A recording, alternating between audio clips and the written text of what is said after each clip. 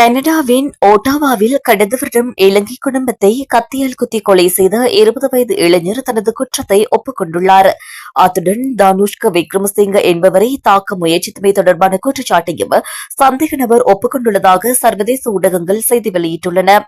முன்னதாக இலங்கையைச் சேர்ந்த குடும்பம் ஒன்றின் தாய், 4 பிள்ளைகள் மற்றும் அவர்களின் நண்பர் உள்ளிட்ட 6 பேர் கடந்த 2024ஆம் ஆண்டு மார்ச் மாதம் 6ஆம் தேதி குத்தி கொலை செய்யப்பட்டனர். இந்நிலையில் ஓட்டாவா நீதிமன்றத்தில் குறித்த சம்பவம் தொடர்பான வழக்கு நேற்று விசாரணைக்கு எடுத்துக் கொள்ளப்பட்ட போது தம் மீது சுமத்தப்பட்ட 6 குற்றச்சாட்டுகளில் 4 குற்றச்சாட்டுகளை இலங்கையரான சந்தேக நபர் டி சொய்சா ஏற்றுக்கொண்டுள்ளார். கொலை சம்பவம் நடத்தப்பட்ட போது டி சொய்சாவுக்கு 19 வயதெனவும் சர்வதேச மாணவராக இருந்ததாகவும் தெரியவந்துள்ளது. அவர் ஒட்டாவாவின் பர்ஹேவான் புறநகர் பகுதியில் வசித்த விக்ரமசிங்க குடும்பத்தினருடன் வீட்டின் அடித்தளத்தில் வசித்து வந்துள்ளார். நண்பர் என்ற ரீதியில் கற்றல் செயற்பாடுகளுக்காக இலங்கை மாணவரான சொய்சா விக்ரமசிங்கவின் குடும்பத்துடன் தங்கியிருந்ததாக தெரிவிக்கப்பட்டுள்ளது. இந்நிலையில் கொலை இடம்பெற்ற தினத்திலேயே சந்தேக நபரான சொய்சா கைது செய்யப்பட்டுள்ளார். மாணவர் விசா காலம் நிறைவடைந்த நிலையில் கனடாவில் தங்கியிருந்த சொய்சா தன்னிடம் பணம் இல்லாது போனமையால் கொலையை செய்ய எத்தனித்ததாக ஆரம்பத்தில் வாக்குமூலம் வழங்கியிருந்தார். கொலையை நடத்துவதற்கு 5 நாட்களுக்கு முன்னரே தாம் திட்டத்தை வகுத்ததாகவும் அவர் குறிப்பிட்டிருந்தார்.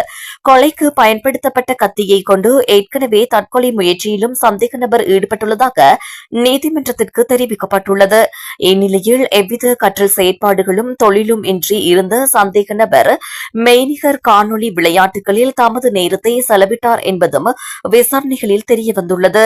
இந்த கொலை சம்பவம் தொடர்பான வழக்கை விசாரணை செய்த ஒட்டாவா நீதிமன்றத்தின் நீதிபதி கெவின் பிலிப்ஸ் இந்த வழக்கில் வன்முறையின் அளவு திகைப்பூட்டும் கொடூரமான பேய்த்தனமாக காணப்படுவதாக நீதிமன்றில் அறிவித்துள்ளார்.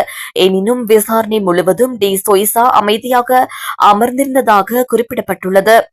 நீதிபதி ஏதாவது சொல்ல வேண்டுமா என்று கேட்டபோது தான் செய்ததற்கு மிகவும் வருந்துவதாகவும் நான் செய்ததன் உண்மையை ஒப்புக்கொள்வதில் வாழ்நாள் முழுவதும் செலவிடுவேன் என்றும் குற்றவாளியான டி சொய்சா தெரிவித்துள்ளார். எவ்வாறாயினும் தற்போது குற்றத்தை ஒப்புக்கொண்டாலும் ஒரு சமூகத்தை பதற வைக்கும் வகையில் கொலை நடத்தப்பட்டுள்ளதாக நீதிபதி குறிப்பிட்டுள்ளார்.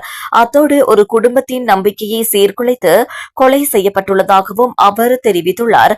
இதனால் நீதிமன்றத்தின் கூட்டு தீர்மானங்களுக்கு தாம் இணங்குவதாக தெரிவித்த நீதிபதி பிலிப்ஸ் வழக்கை நிறைவுறுத்தியுள்ளார்.